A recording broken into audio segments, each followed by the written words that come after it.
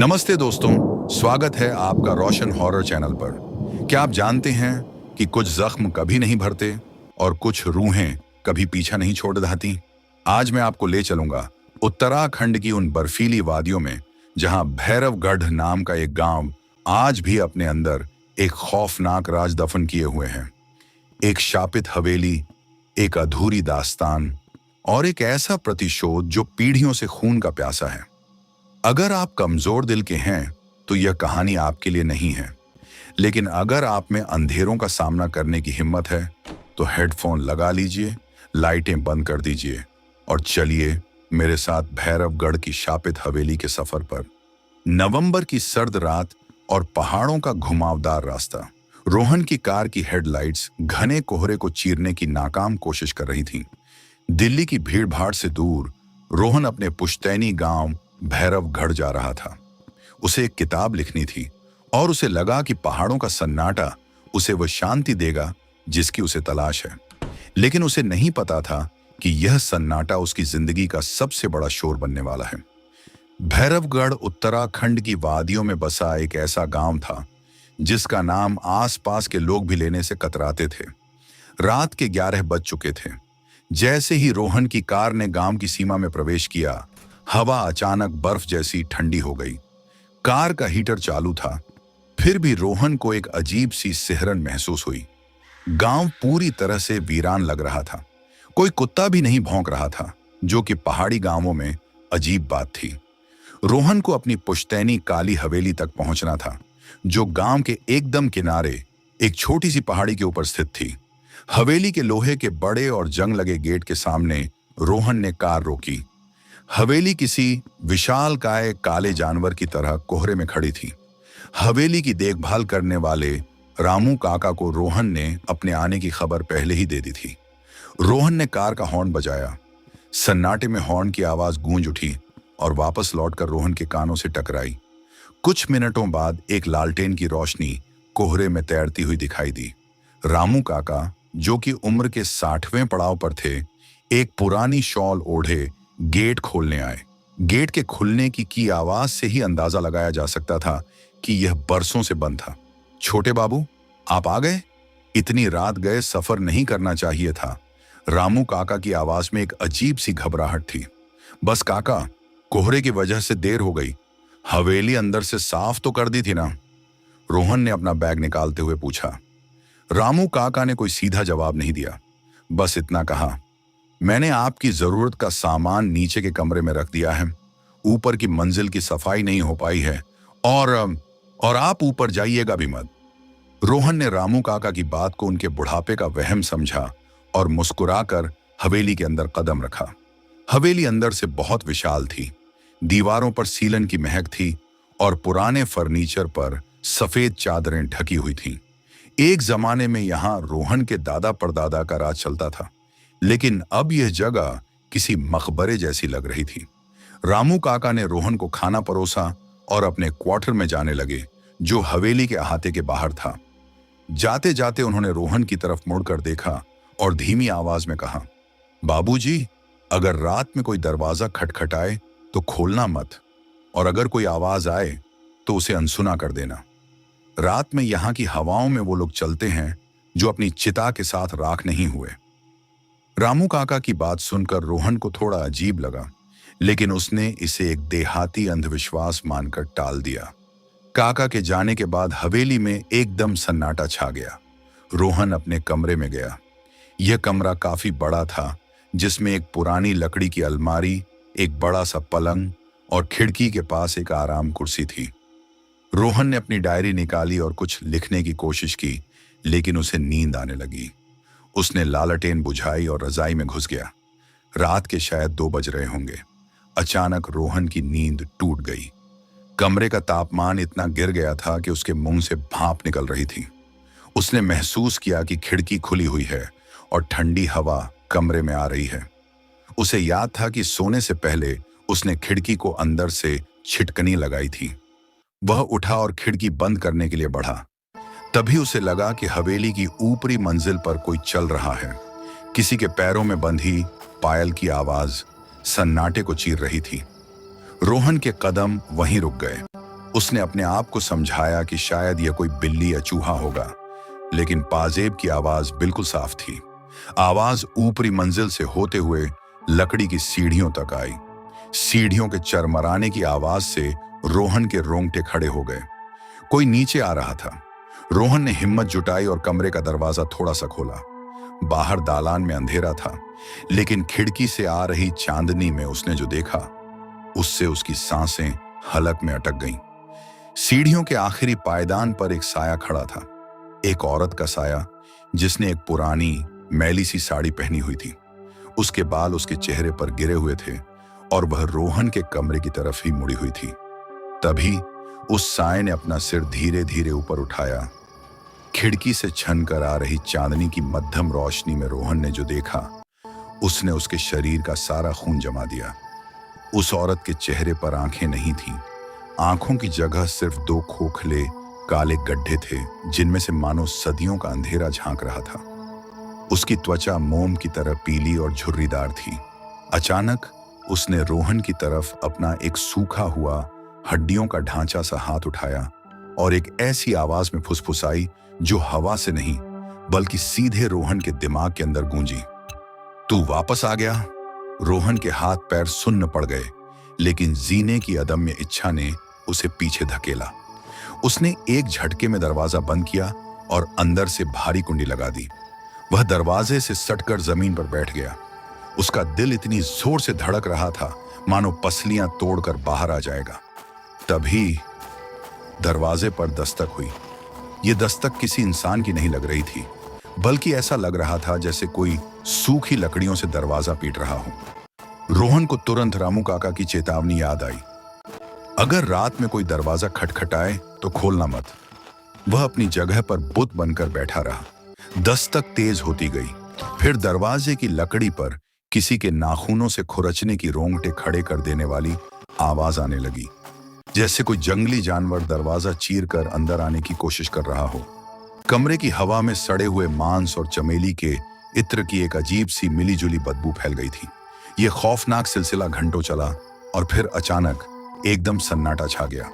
रोहन उसी ठंडी जमीन पर कब थकावट और खौफ के मारे बेसुध होकर सो गया, उसे पता ही नहीं चला। अगली सुबह जब खिड़की से धूप की किरणें सीधे रोहन के चेहरे पर पड़ी, तब उसकी आंख खुली। बाहर पक्षियों की चहचहाहट थी। रात का खौफनाक मंजर जैसे कोई बुरा सपना लग रहा था। रोहन ने हिम्मत करके दरवाजा खोला। बाहर दालान में सब कुछ सामान्य था, लेकिन जैसे ही रोहन की नजर दरवाजे की लकड़ी पर गई, उसके होश उड़ गए। वहां किसी चीज के पंजों से गहरे खरोंच के निशान थे, जो चीख चीख कर गवाही दे रहे थे कि रात का वह खौफ कोई सपना नहीं था। रोहन सीधा नीचे रामू काका के पास गया। रामू काका आंगन में बैठे आग ताप रहे थे। काका, हवेली की ऊपर की मंजिल पर कौन है?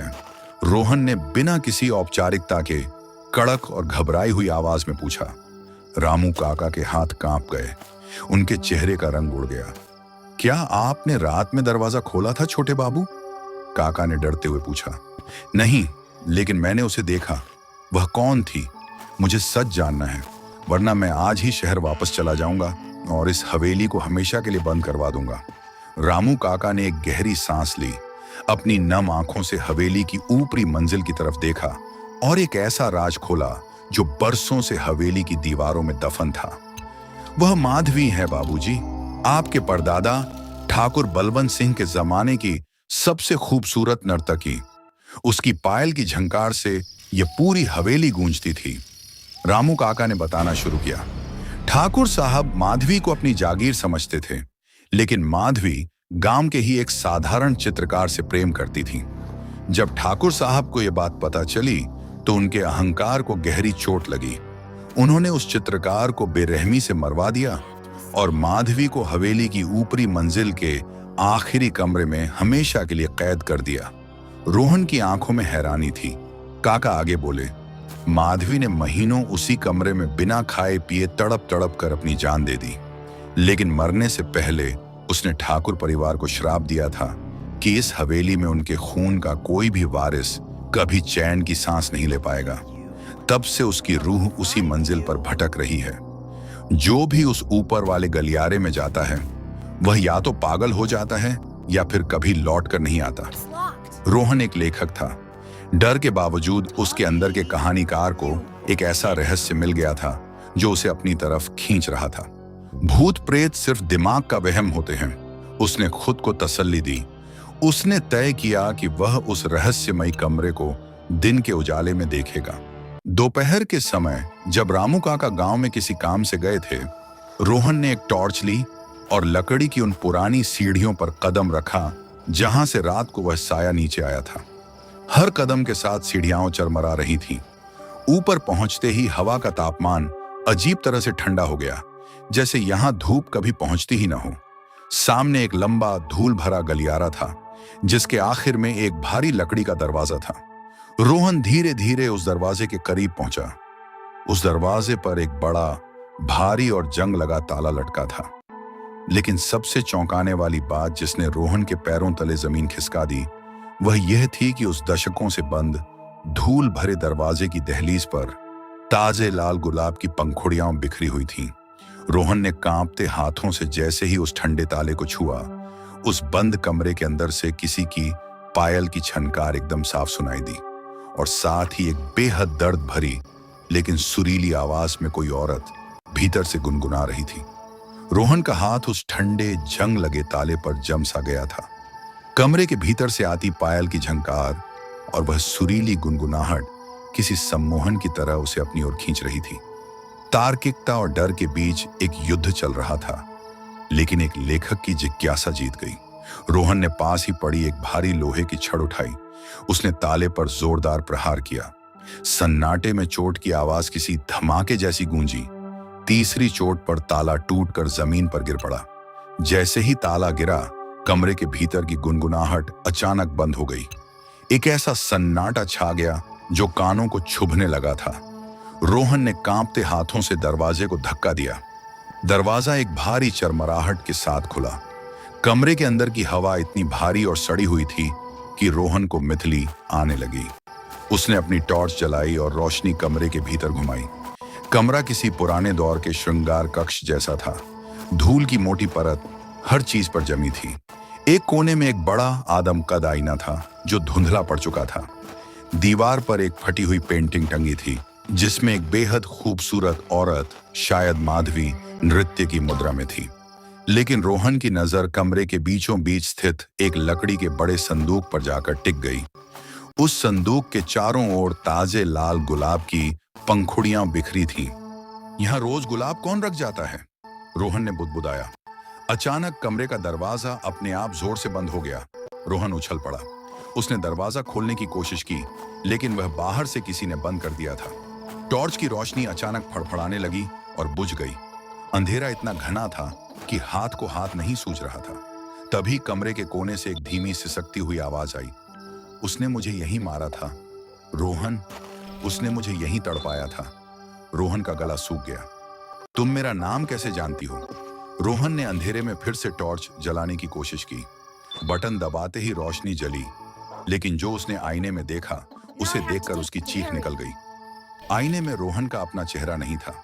आईने के भीतर रोहन की जगह एक कंकाल खड़ा था जिसने वहीं फटे पुराने कपड़े पहने थे जो ठाकुर बलवंत सिंह, रोहन के परदादा, पहनते थे। आईने के पीछे से माधवी का वही भयावह चेहरा उभरा। उसने अपने लंबे काले नाखून रोहन के गले पर टिका दिए थे। खून का बदला खून से, वंश का अंत वंश से। माधवी की रूह फुसफुसाई। अचानक कमरे की दीवारों से खून रिसने लगा। वह संदूक अपने आप धीरे धीरे खुलने लगा। संदूक के अंदर से एक सड़ी हुई गंध के साथ साथ पुराने गहनों की खनखनाहट सुनाई दी। रोहन ने देखा कि संदूक से एक हाथ बाहर निकल रहा था, एक ऐसा हाथ जो मांसहीन था, सिर्फ हड्डियों का ढांचा। रोहन ने पूरी ताकत लगाकर दरवाजे पर लात मारी। लकड़ी पुरानी थी, इसलिए वह टूट गई। रोहन बदहवास होकर गलियारे की तरफ भागा।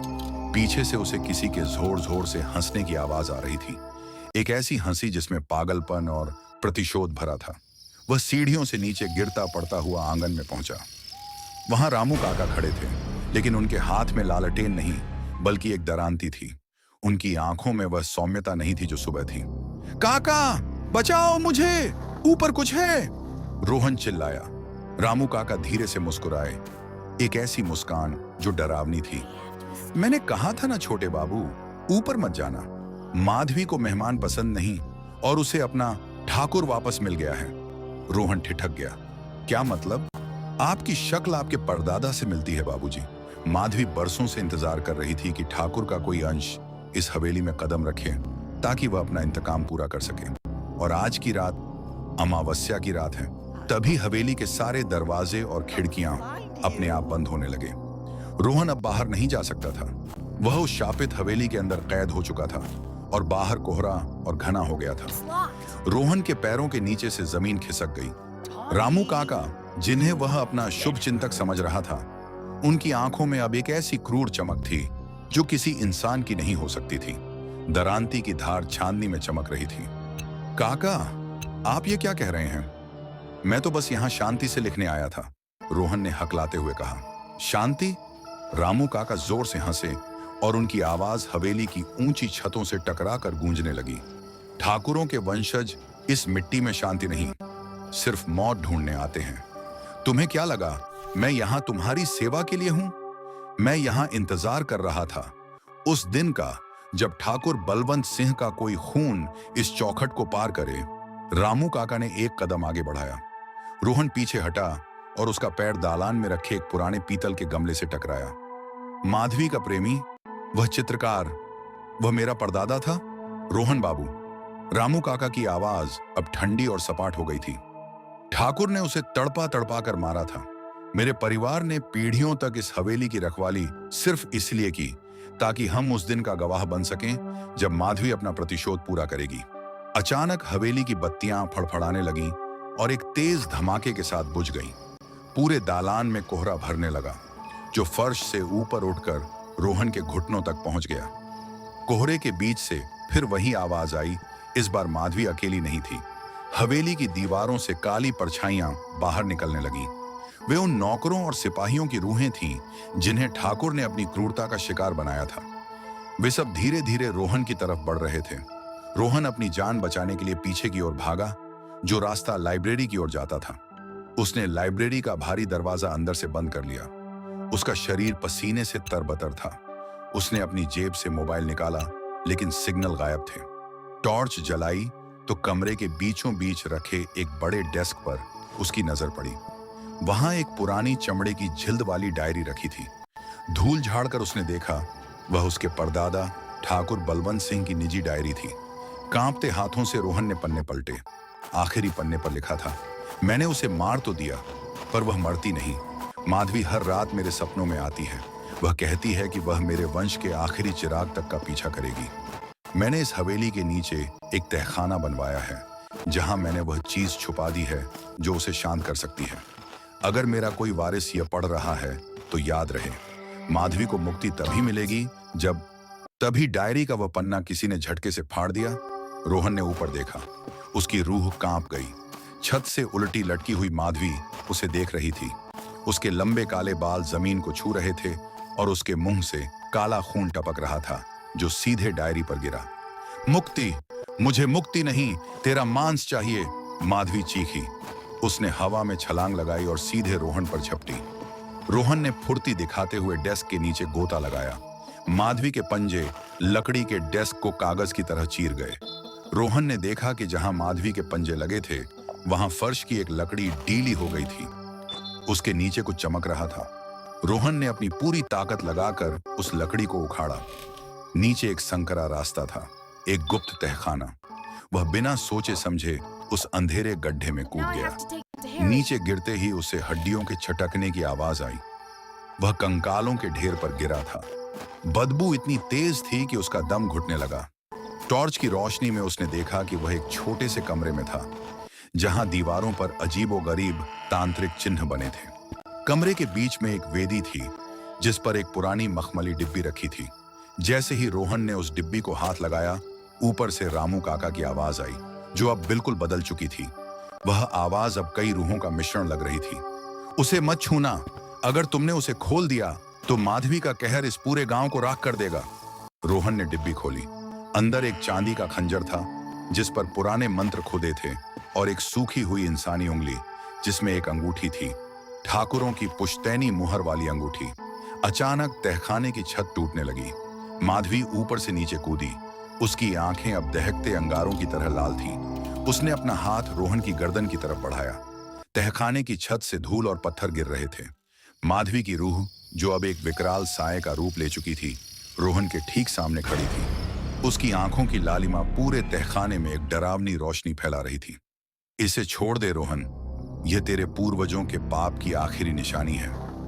ऊपर से रामू काका की आवाज आई, लेकिन उसमें अब वह पुराना डर नहीं, बल्कि एक अजीब सा लालच था। रोहन का हाथ उस ठंडी मखमली डिब्बी पर था। जैसे ही उसने उस चांदी के खंजर को छुआ, उसे एक जोरदार झटका लगा। अचानक उसके दिमाग में स्मृतियों का एक सैलाब उमड़ पड़ा। उसे अपने परदादा ठाकुर बलवंत सिंह के अंतिम क्षण दिखाई देने लगे। ठाकुर ने अपनी मृत्युशैया पर एक तांत्रिक को बुलाया था। उसने अपनी उंगली काटकर इस अंगूठी के साथ इसलिए दबा दी थी ताकि माधवी की रूह कभी इस हवेली से बाहर न जा सके और वह उसे मरने के बाद भी अपनी दासी बनाकर रख सके। यह कोई श्राप नहीं, बल्कि एक बंधन था। तूने मुझे कैद किया, तूने मुझे बांधा।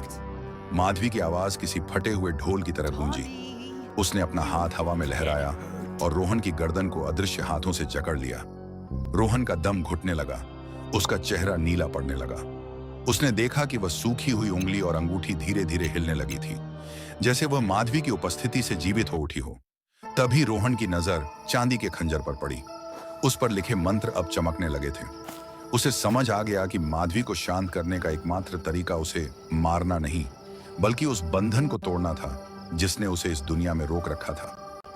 रोहन ने अपनी पूरी ताकत बटोरी और खंजर को उस वेदी पर रखी ठाकुर की उंगली के आर पार उतार दिया।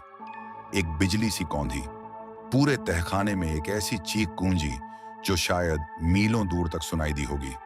माधवी का साया तड़पने लगा। उसकी आंखों की लाली धुएं में बदलने लगी। वह अंगूठी जो ठाकुरों के अहंकार का प्रतीक थी, काले कोयले की तरह झलकर राख होने लगी। लेकिन खेल अभी खत्म नहीं हुआ था। जैसे ही बंधन टूटा, तहखाने का दरवाजा जो ऊपर की ओर खुलता था, उसे रामू काका ने बाहर से भारी पत्थर रखकर बंद कर दिया। अगर माधवी नहीं तो कोई भी नहीं। रामू काका की आवाज अब विक्षिप्त हो चुकी थी। यह हवेली तुम दोनों की कब्र बनेगी। मेरा प्रतिशोध तभी पूरा होगा जब ठाकुरों का आखिरी वंशज इसी मिट्टी में दफन हो जाएगा। तभी रोहन ने देखा कि माधवी का रूप बदलने लगा। उसकी डरावनी शक्ल गायब हो रही थी और उसकी जगह एक बेहद सुंदर लेकिन दुखी चेहरा उभर रहा था। वह वही माधवी थी जिसे ठाकुर ने कैद किया था। उसने रोहन की ओर देखा। उसकी आंखों में अब नफरत नहीं, बल्कि एक अजीब सी शांति थी। उसने अपना पारभासी हाथ दीवार की ओर बढ़ाया। वहां एक गुप्त रास्ता था जिसे ईंटों से ढका गया था। भाग, यहां से भाग, वह फुसफुसाई।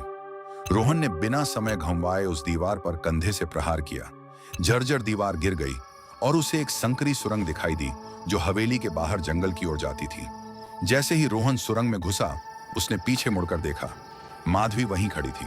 उसके पीछे से ठाकुर बलवंत सिंह की एक धुंधली और क्रूर परछाई उभर रही थी, जो उसे फिर से जकड़ने की कोशिश कर रही थी। माधवी ने रोहन को बचाने के लिए उस परछाई को पकड़ लिया। रोहन सुरंग के रास्ते बाहर निकला और सीधे उस ठंडी बर्फीली जमीन पर गिरा। बाहर भोर होने वाली थी। आसमान में हल्की सी सफेदी छाने लगी थी। वह हांफते हुए पीछे मुड़ा। हवेली के अंदर से आग की लपटें निकलने लगी थी। रामू काका ने शायद पूरे दालान में मिट्टी का तेल छिड़क कर आग लगा दी थी। रोहन ने देखा कि हवेली की ऊपरी मंजिल की खिड़की पर रामू काका खड़े थे, पागलों की तरह हंस रहे थे और उनके पीछे आग की लपटों में माधवी और ठाकुर की रूहें आपस में लड़ती हुई विलीन हो रही थीं। अचानक हवेली का एक बड़ा हिस्सा जमींदोज हो गया।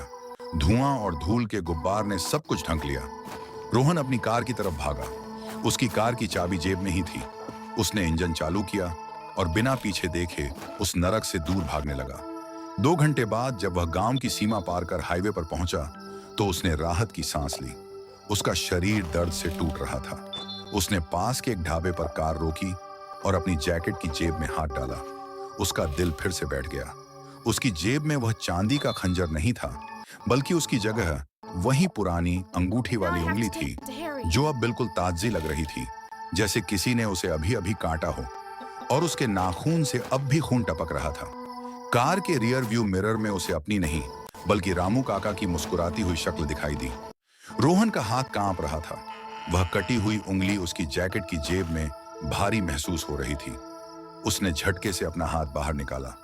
उंगली फर्श पर जा गिरी, लेकिन उसके गिरते ही टप की आवाज आई, जैसे ताजा खून गिरा हो। रियर व्यू मिरर में रामू काका की वह डरावनी मुस्कान गायब हो चुकी थी, लेकिन अब वहां जो दिख रहा था वह और भी भयावह था। रोहन को अपनी ही आंखों के नीचे काले घेरे और चेहरे की हड्डियां उभरी हुई दिखने लगी। उसकी शक्ल धीरे धीरे वैसी ही हो रही थी जैसी उसने उस जादुई आईने में ठाकुर बलवंत सिंह की देखी थी। नहीं, ये नहीं हो सकता, ये सिर्फ मेरा वहम है, रोहन चिल्लाया और उसने जोर से स्टीयरिंग व्हील पर हाथ मारा। अचानक कार के रेडियो से खरखराहट की आवाज आने लगी। बिना किसी स्टेशन के पकड़े रेडियो से एक धीमी सुरीली गुनगुनाहट गूंज उठी, वही धुन जिसे माधवी तहखाने में गा रही थी। रोहन ने पागलों की तरह रेडियो बंद करने की कोशिश की, लेकिन बटन काम नहीं कर रहे थे। धुन तेज होती गई और उसके साथ ही कार के पिछले हिस्से से किसी के सांस लेने की आवाज आई।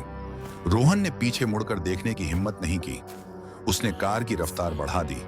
हाईवे खाली था, लेकिन उसे ऐसा लग रहा था जैसे कार का वजन अचानक बढ़ गया हो, जैसे पीछे की सीट पर कोई भारी चीज आकर बैठ गई हो। तभी कार की खिड़की के शीशे पर बाहर से भाप जमने लगी। उस भाप पर उंगलियों से किसी ने धीरे धीरे कुछ लिखा। रोहन की नजर शीशे पर पड़ी।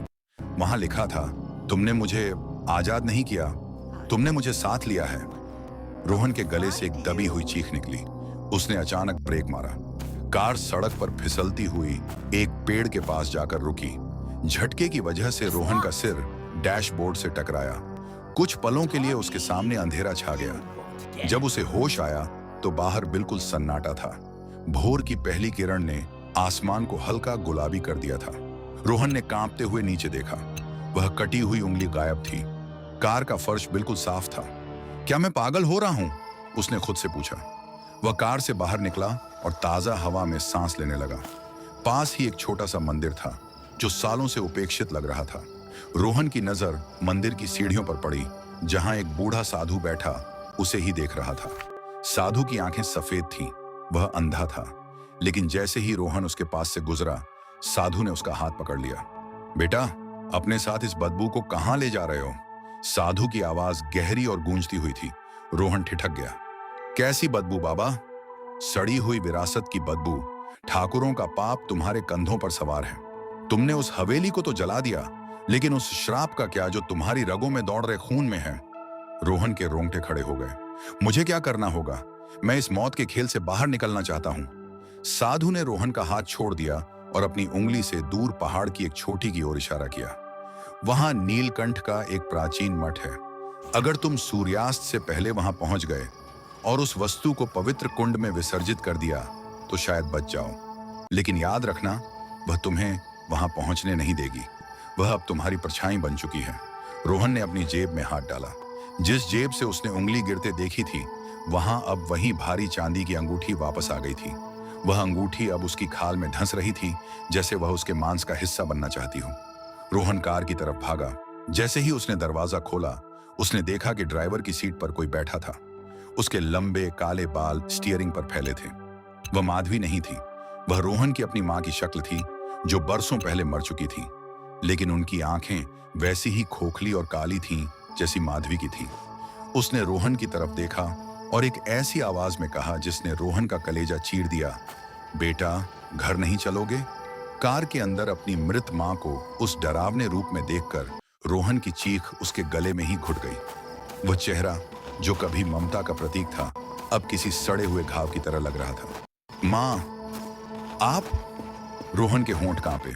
उस आकृति ने एक अजीब सी हिचकी ली और उसका जबड़ा किसी अमानवीय तरीके से नीचे की ओर लटक गया। हम सब इंतजार कर रहे हैं रोहन। हवेली जल गई, पर पिंजरा अब भी यही है। अचानक वह साया धुएं में बदल गया और कार के अंदर की हवा इतनी भारी हो गई कि रोहन का दम घुटने लगा। उसने झटके से कार का दरवाजा खोला और बाहर गिर पड़ा। वह हांफते हुए मंदिर की सीढ़ियों की ओर देखने लगा, लेकिन वहां वह अंधा साधु अब नहीं था। वहां सिर्फ धूल उड़ रही थी। रोहन समझ गया कि अब पीछे हटने का कोई रास्ता नहीं है। उसने हिम्मत जुटाई, कार में बैठा और पहाड़ी रास्ते पर नीलकंठ मठ की ओर गाड़ी दौड़ा दी। रास्ता बेहद संकरा और खतरनाक था। एक तरफ ऊंची चट्टानें थीं और दूसरी तरफ हजारों फुट गहरी खाई। जैसे जैसे वह ऊपर चढ़ रहा था, रेडियो पर फिर से वही पायल की आवाज आने लगी। लेकिन इस बार यह आवाज पीछे की सीट से नहीं, बल्कि ऐसा लग रहा था जैसे कोई कार की छत पर नाच रहा हो। ऊपर से धमक की आवाजें आ रही थीं। रोहन ने ऊपर देखा। कार की लोहे की छत अंदर की ओर पिचक रही थी, जैसे कोई बहुत भारी चीज उस पर कूद रही हो। अचानक एक सफेद हाथ खिड़की के शीशे पर लटका। उस हाथ के नाखून लंबे और काले थे और वह शीशे को खुरच रहा था। मुझे छोड़ दो, मेरा उन पापों से कोई लेना देना नहीं है, रोहन पागलों की तरह चिल्लाया। तभी उसकी नजर अपनी दाहिनी हथेली पर पड़ी। वह चांदी की अंगूठी अब उसकी खाल के अंदर पूरी तरह ढंस चुकी थी। उसकी उंगली के चारों ओर की नसों का रंग काला पड़ गया था और वह कालापन धीरे धीरे उसकी कलाई की ओर बढ़ रहा था। उसे महसूस हो रहा था कि वह अंगूठी उसके शरीर का खून चूस रही थी। अचानक सड़क के बीचों बीच उसे एक आदमी खड़ा दिखाई दिया। रोहन ने जोर से ब्रेक मारा। गाड़ी चीखते हुए रुकी। रोहन ने गौर से देखा। वह आदमी कोई और नहीं बल्कि उसके पिता थे। वे ठीक वैसे ही लग रहे थे जैसे अपनी मौत के आखिरी दिनों में थे, कमजोर और बीमार। उनकी आंखों में आंसू थे। रोहन कार से नीचे उतरा। पिताजी, आप यहां कैसे?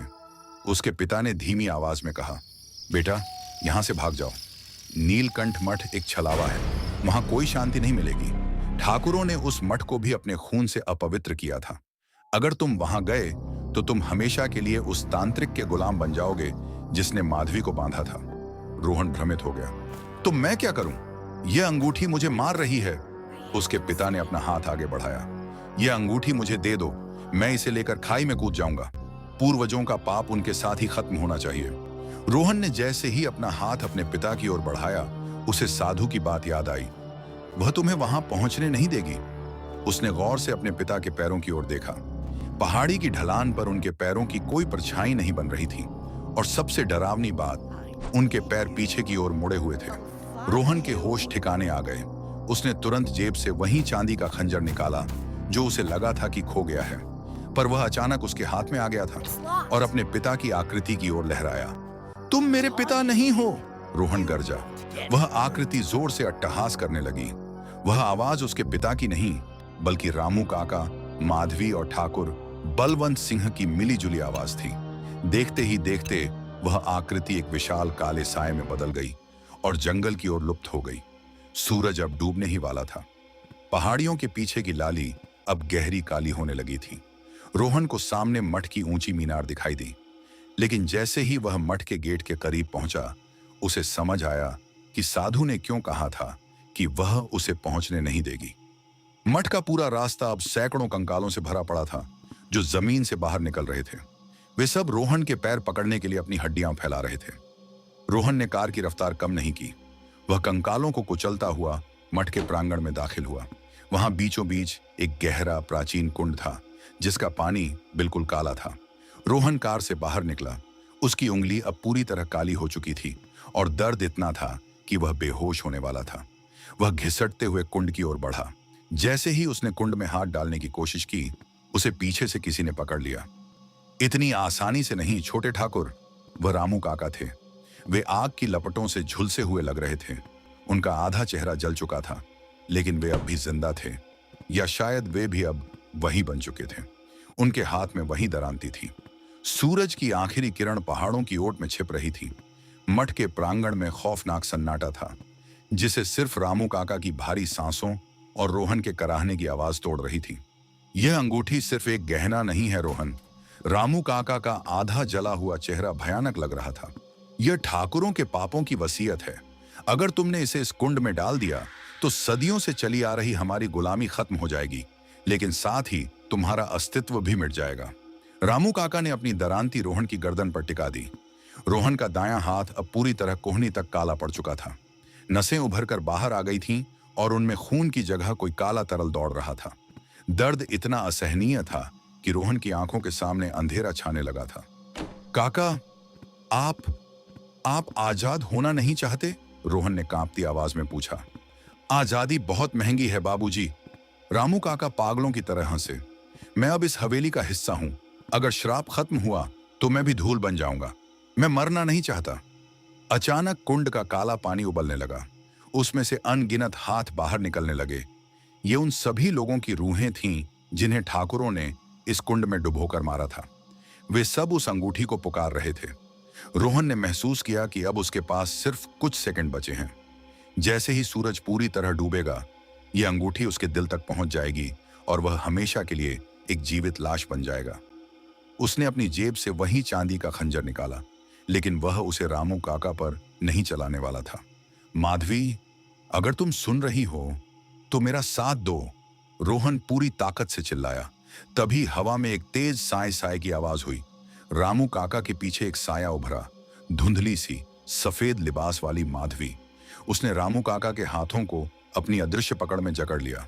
रामू काका चीखने लगे, लेकिन वे हिल नहीं पा रहे थे। रोहन के पास यही एक मौका था। वह घिसटते हुए कुंड की सीढ़ियों तक पहुंचा, लेकिन अंगूठी उसकी खाल में इतनी गहराई तक धंस चुकी थी कि वह हाथ से निकल नहीं रही थी।